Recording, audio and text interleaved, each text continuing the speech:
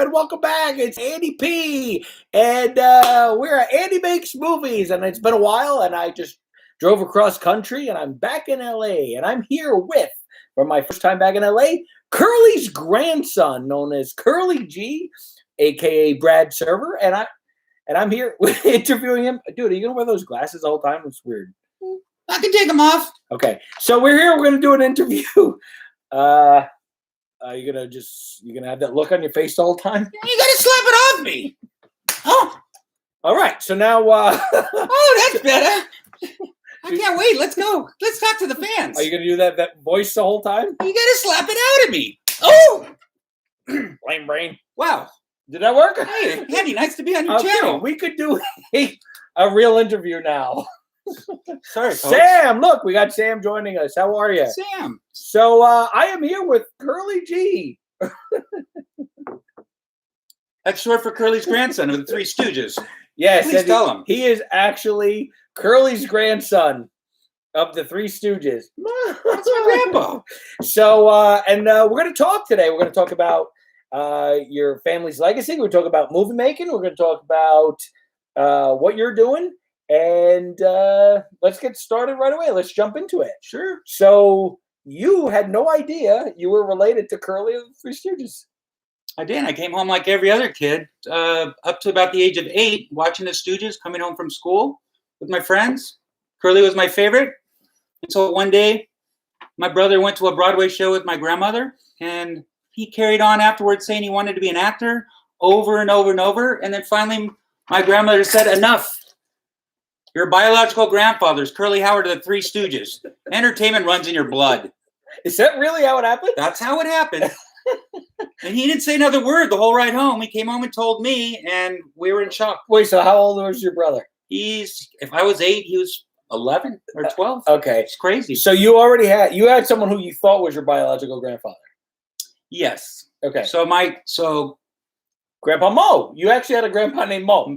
Moses Diamond. But a different Mo. A different Mo. And had my grandmother married another guy named Larry, I would have had 3 grandfathers, Mo, Larry, and Curly, but it didn't work out that way. Okay, so you had your grandmother, and you had Grandpa Mo, and no idea, and you would come home and you'd watch the Three Stooges, right? And, exactly. And you loved Curly. Curly was my favorite. And so then one day your brother comes home. And I told you, come on, tell me. And it's like, what do you do with that? You're heroes, and the people you watched every day with your friends, it's now your kin. It's your grandfather. So, like, what we're going to do? Go to school the next day and tell all the kids, oh, by the way, come watch the Stooges. It's our grandfather. Wait, so you didn't tell anybody you're related to Curly? Not really. No one was going to believe us anyways. I mean, really? Wait, but look at you. You do. I mean, I don't know what you look like as a kid. I look, well, I kind of look like this one as a kid. Maybe not as cute. But yeah, it was just it was so much to take in. And so if we go back, my grandparents met in 1937. And then my mother was born, Marilyn, in 1938. Okay. And then... Wait, when did they get married? In 1937. So how long did they know each other before they got married? Not very long. Okay. Not very long. That was his second wife? Yes. Okay. Maybe third. There was an annulment or something. My grandfather was quite the player. Yeah. Yeah, he was a ladies' man. Yeah. So they divorced. Now that's got to be super uncommon back then. What? Divorce. No? Am I making that up? What, in the 30s? I wasn't alive back then. You'd have to ask someone, maybe what some of these people know. So they got divorced when my mom was 2. And then my grandmother remarried Moses Diamond. And that really became her everyday father. Curly was on the road working. She would see him on weekends, maybe once a month. And that became kind of the regular chain of events, see him once in a while. And when did he get sick? Because he had a stroke, right? And then left the Stooges. Yeah, it's probably in the late 40s. He had his first stroke. And then, of course, he succumbed to his final, 3rd stroke, 1952 is when Curly left us. Okay. And your mom was how old? My mom was 14 years old.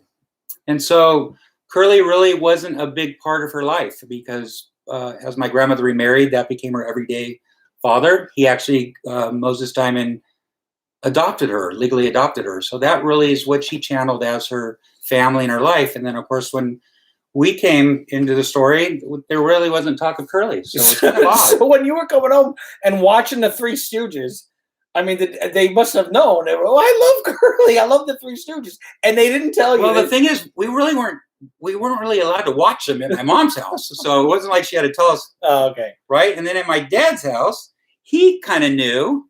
Knew? Well, yeah, but he didn't want to talk about his ex-wife. You know, my mom and him are divorced. It's very complicated.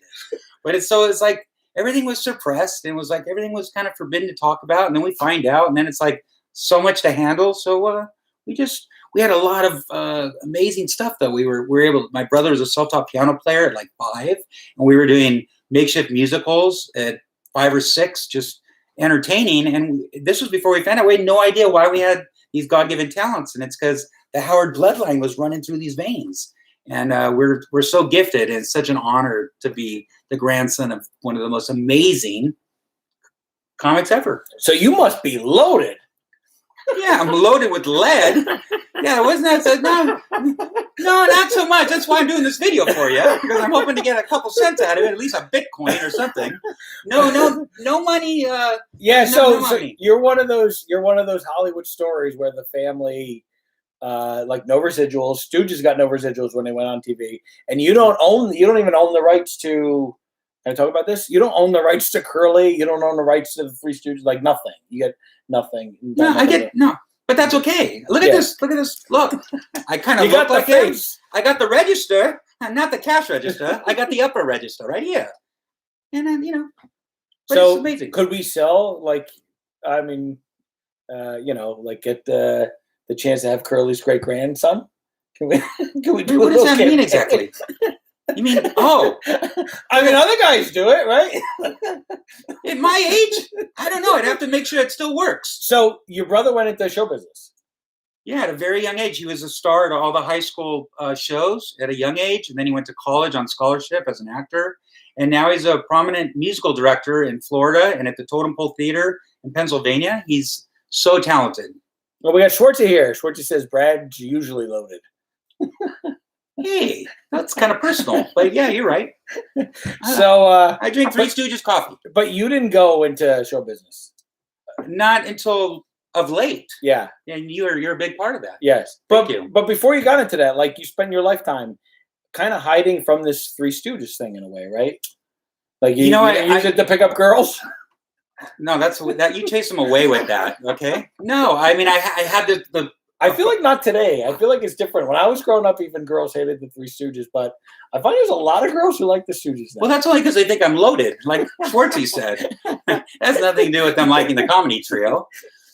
No, but I already had my own personality. It's like because I grew up not knowing, and it was kind of forbidden, and we just kept it. I had built my own. So why was it forbidden? Well, it was forbidden for a couple of reasons. One, my mom didn't really talk about it, so we didn't talk about it. We didn't want to upset my new grandfather because although he was the most amazing man ever, he wasn't Curly Howard. Yeah, and then my dad didn't want us talking about anything to do with my mom, so it was forbidden on those parts. Then during college and growing up, there was a lot of family litigation going on, so everything was suppressed. I wasn't supposed to talk about it, and I was a crazy kid.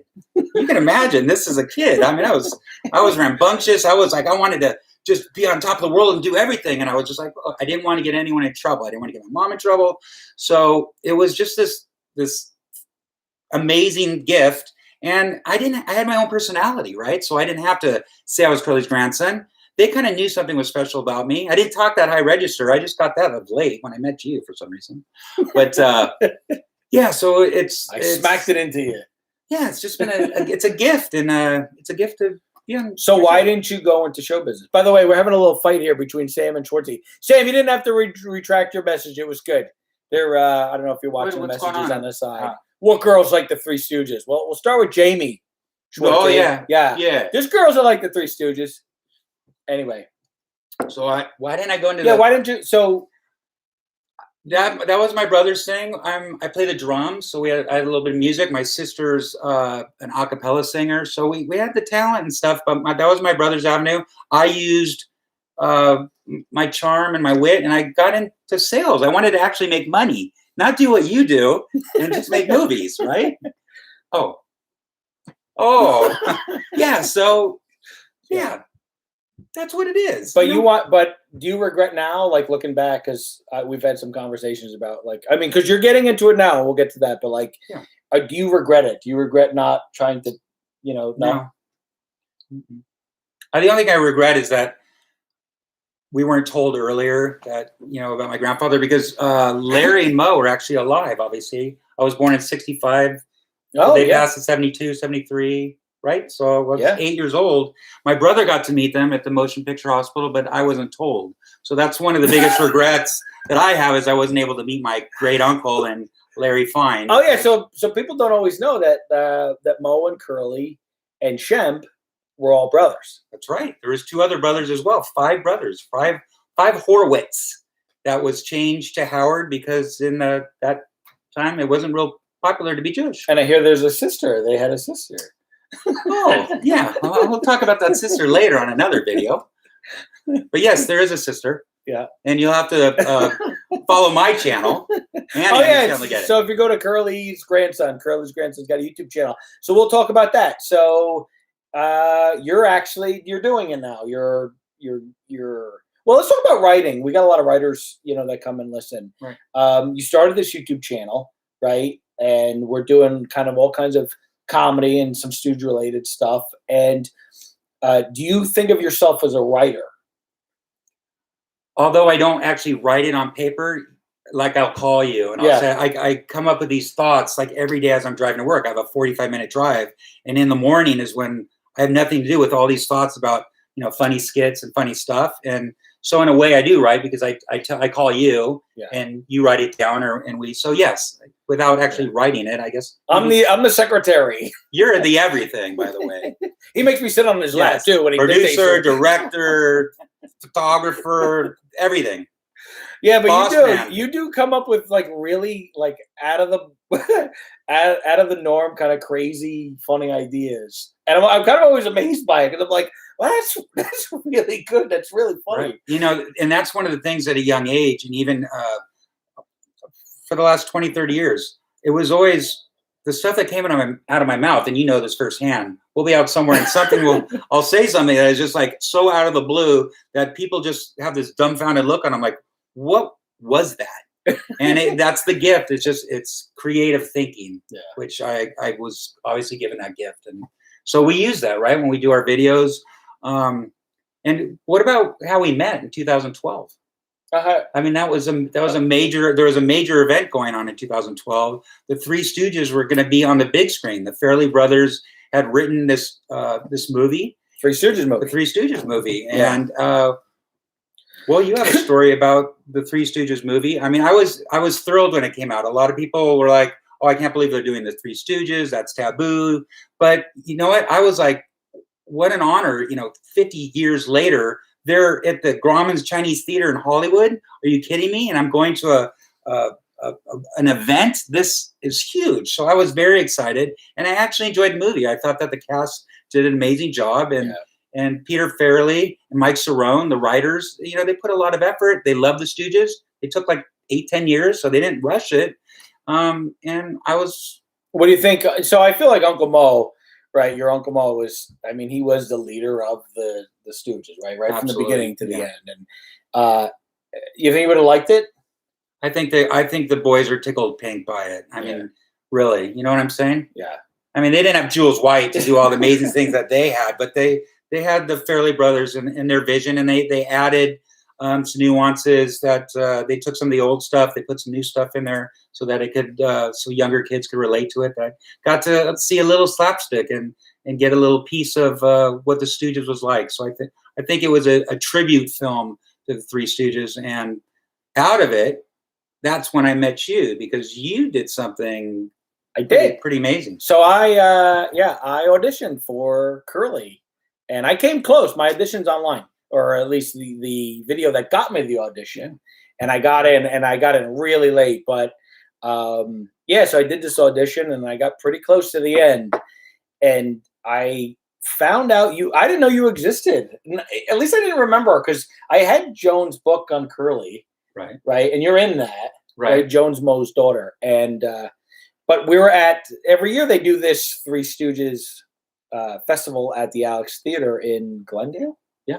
And you got up and they introduced you. And I was like, Curly's got a grandson.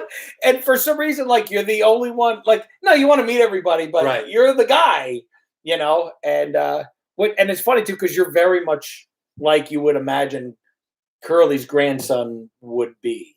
Really? Yeah. I mean, your brother's not, right? Your brother's not very stoogey. You're very stoogey. Like you have Shemp in you, you have Mo in you, you have Curly in you, you know. And I was like really scared and timid to send you my video. And it was great. Yeah, it was great. And you complimented. I was like, oh my goodness, like I have a dream come true to have. Like you were so polite and so nice, and then even offered to meet up, and we met up and. Immediately we became. I think I smacked him by the end of the dinner, right? Because I told you how much I like getting hit. I didn't even realize it. Well, that's the hardest part about being your friend is I always want to hit you, right? Because you know I like it or you like it. Oh no, I like it. Oh, okay. Yeah. So what's it like watching the Stooges? Like watching those movies? Are you just watching it like I would watch it? Anybody would watch it? Or are you watching going? That's my freaking family. I think as an adult, the last 20 years, let's say I'm 56. I'm going to be 56 on Sunday. I appreciate it more now, and I think of it as family and you know being part of Stooge royalty and watch it and watch the nuances and kind of look at all the details and how amazing Curly is and Larry and how they gelled as a team. As a child, I was, even after I knew, you know, you don't appreciate that kind of stuff. And then as you start acting and you start performing, you just see, and from here, Curly didn't have any really acting experience. It just came natural, right? And it's, you know, and I got a little bit of that, right? Very tiny. I mean, Curly is a genius. Just to be able to do videos and not act like my grandfather, but just act Curly G's just his grandson, right? And I got this little high voice thing I kind of do or whatever. But just to hear the fans, you know, just such wonderful comments, you know, in this day of bashing and the day of people making comments. So, you know 99.9 of the comments are very positive and great, you know, how, you know, just how much they love the Stooges and how I keep the tradition alive. And it means so much. And that's really what this is all about. I mean, I like the attention. I like the camera, right? All that's great. But the end product is making people laugh, making the fans laugh and bringing joy to them. So that's why I want to continue. And that was the best thing about us meeting was that you're so talented. You have so many talents. And I could have never done this without meeting you because we were able just to start right away with Schwartzy. And we did the 113 Pie video where I got hit 113 times and on my grandfather's 113th birthday, right? What better way to tribute than to get smacked around with 113 pies? Yeah, we drove all over town, and me and Schwartzy, who's maybe still watching. Oh, and Sam wants me to smack you, by the way. Really? Okay. We drove around for Curly's 113th birthday, and we had strangers hit you in the face with a pie. This is Curly's grandson. Went hit him in the face until I guess we got about 90 something, and then we had to do the rest. It took all day, you know. And it was, and it's like people are like, how could you take so much punishment in a 12-hour period? It's like the Stooges took punishment for the 30 years they did that, right? And that's the least I could do. Yeah, Mo got hurt the most. No one, you would think that it would have been Curly or Larry, but actually Mo took the most punishment. He broke ribs and legs and everything. You watch some of this stuff. But it's the least that I can do for the fans, and I know that you enjoyed hitting me, smacking me. And they were going into the 70s. Oh, I know. It's crazy. You could tell, like, the hitting slowed down a little bit, but they were still, like, Mo died in 1974, right? Larry and Mo both died in 1974. They were still going. Even after Larry had his stroke, they replaced him. Right, with Sitka, you know, and then and they never did anything because Mo got sick and died. But so that the hair, I'm sure you must get a lot. People like shave your head, you know. And the thing is, you're not trying to be curly. You don't want to be curly, and no, you can't fill his shoes anyway. Absolutely not. Right? No, I just do my grandson thing, and I do my little shtick, and we do the slapstick stuff. But no, I mean the hair. I don't know. I mean, I use a 2, so I go pretty short, but I full bald or extremely short. I would do it, and I think I've told you this, for a charity, a children's charity, something for the kids. I would do it for that, but I would do it for a lot of money too, because we spoke about that earlier, right? I'm a struggling actor. If anyone's out there's got $1 million, I do it for $1 million. All right, so so let's talk about that. So actually now that we're making silly videos and Stooge stuff, but you started acting. We got you in a couple little movies, right? Yeah. So talk about what. Yeah, 2008. 2008. No. Oh no, 2018. Yeah, big difference. Well, 10 years. Yeah, I get hit in the head a lot. I'm sorry. So yeah, Andy was going to be in a movie. He was a detective in a movie called Cynthia, Girls and Corpses movie, Robert Corpsey, which is obviously a friend of ours, and got you in that movie. Andy asked me, "Hey, there's a stunt role. Do you want to do a stunt role?" And I'm like, "Well, first of all, I've never been in a film, and two, I've never been a stuntman." So, but I'm like, "Yeah, well, I mean, what do I have to do?" He's like, "Oh, you." Well, it wasn't a stunt thing; it was a slapstick thing. Right? No, it was a stunt role. It was a stunt role. It wasn't an acting role. It was a stunt role. It wasn't. Oh, you were the UPS guy. Yeah, but I had to flip on the ground. They don't just get any actor to. Right. Oh, because that's the whole thing. What I found out. Now, the most amazing part about being in a film, and I had no idea because I'd never been on really a set or anything, was the structure of a movie, how everything is laid out and everything is timed, and it just I was at awe actually. From the time that Miss Rind, we went upstairs to wardrobe, and you said, "Hey, this is Curly's grandson. You like the Three Stooges?" And she's like, "Nah." No. No. So most people would have went right in their shell, but I'm like, "Oh, that's okay. That's all right." And there's a lot of people that don't like them, especially women. So got into my wardrobe. I was a UPS driver, and a drone basically was going to, as I delivered a package, fly down, and I had to look up and then flip on the ground and then pick up the package and deliver it. Some kid was attacking him with a drone. Yeah, and I did talk. I flipped. So that's the thing in Hollywood too. You don't just do one take. Even if you do it right, because I did it right several times. And these guys were great. Yeah. Kenny Devin, great. This has nothing to do with how many times they take it. They just want to keep taking it so they can pick the best time. I think I did it 50 times. I think you did. I grabbed him by the neck and I said, "You better not be cutting this." I thought I was on candid camera or something because you did it you were exhausted. I remember. I couldn't move for a month. I go, "This stunt thing is over. Next time I'm just not doing a stunt role." So, but I got a taste of it and I loved it. And I loved watching the end product, right? When you get to see the movie. And it felt really good. I mean, I liked it. So we went to your premiere. Wait, did we do a vlog about going to the premiere? No, that was something else. That was something else. Okay. But then I got called in from Corpsey to do another film. Oh, yeah, and then I wasn't in it. Well, that's a different story, but we don't want to bore them with that. Exorcism at 60,000 feet. Now, this time I wasn't a stuntman, and I didn't have a lot of lines. You didn't have any lines. Well, because I was a deaf mute, right? But I did get to moan a little bit after 3 days. Now, it was a 5-day shoot. After 3 days, the director said, "Curly G, why don't you go ahead and make some noises?" I'm like, "Why did you wait 3 days to tell me?" So I made a lot of noises, and I had a lot of fun. And then, it was amazing. And then we got you in the live show, the Three Stooges. Well, this cat played Curly live during America. Yes, we did a live show, and I was offered a part of Curly in the live show, and we toured. And I said to the Chris, I guess, Mo, the guy who was playing Mo, I think it was him. I said, I'm friends with Curly's grandson.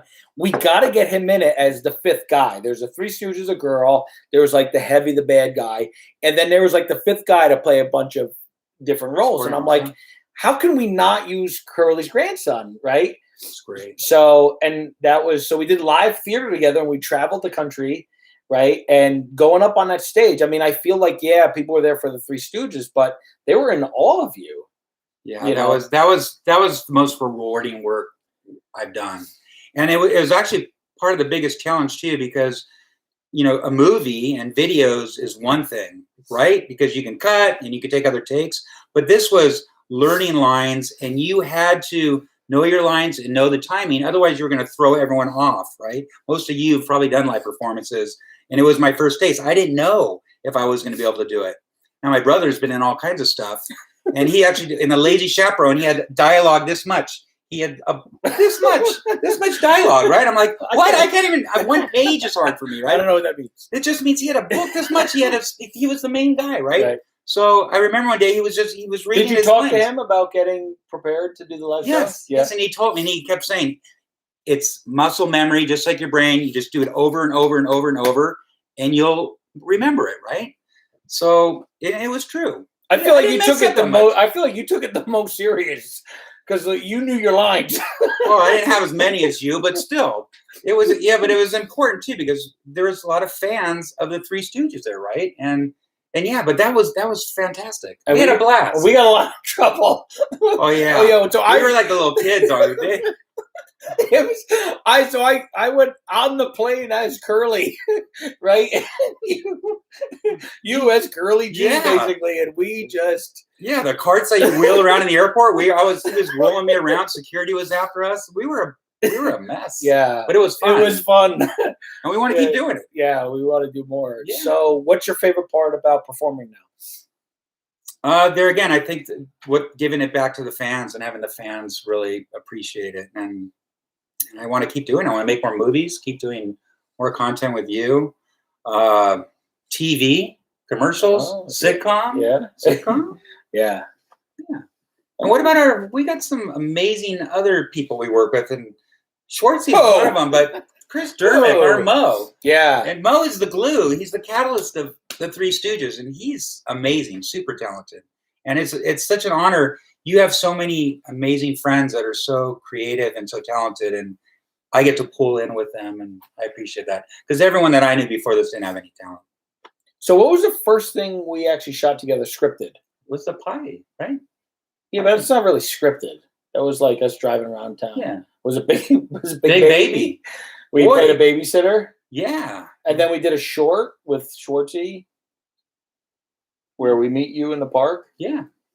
So what was that like starting, actually like learning lines and getting on camera and no nerves? Like you weren't nervous?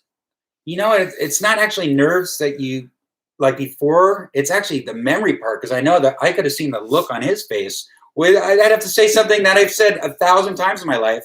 Like, a victim of circumstance. And he couldn't get that. Yeah, it must have took me 30 times.